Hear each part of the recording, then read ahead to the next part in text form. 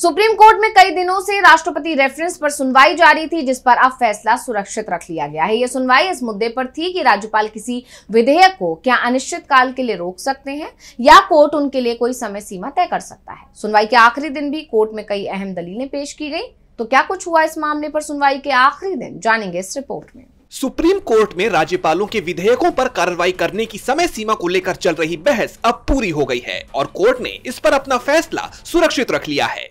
इस सुनवाई का मुख्य केंद्र ये था कि क्या राज्यपाल किसी विधेयक को अनिश्चित काल तक रोक सकते हैं और क्या कोर्ट उनके लिए कोई समय सीमा तय कर सकता है।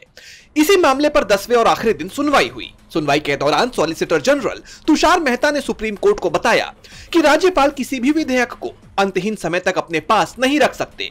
उनका तर्क था कि अनुच्छेद 200 में जितनी जल्दी हो सके शब्दों का इस्तेमाल किया गया है, जिसका मतलब है कि विधेयक पर फैसला तुरंत लिया जाना चाहिए। हालांकि उन्होंने कोर्ट द्वारा कोई समय सीमा तय करने का विरोध किया। मेहता ने कहा, सीधा सीधा फॉर्मूला हर मामले में लागू नहीं हो सकता क्योंकि हर विधेयक की अपनी जटिलताएं होती हैं। 90% से ज्यादा विधेयकों को 1 महीने के अंदर मंजूरी मिल जाती है और केवल कुछ ही मामलों में देरी होती है।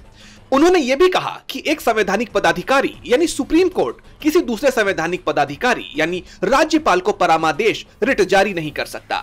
इस पर चीफ जस्टिस BR गवई ने कहा कि कोई भी अधिकारी चाहे वो कितना भी ऊंचा क्यों ना हो, कानून से ऊपर नहीं हो सकता। अगर कोई संवैधानिक अधिकारी अपना काम नहीं करता है तो क्या सुप्रीम कोर्ट चुपचाप बैठा रहेगा।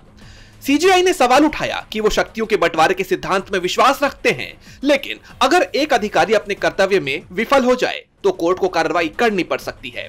ये मामला फैसले के लिए सुरक्षित रख लिया गया है। कोर्ट के इस फैसले का असर केंद्र और राज्य सरकारों के बीच के रिश्तों पर भी पड़ सकता है। DB लाइव की रिपोर्ट।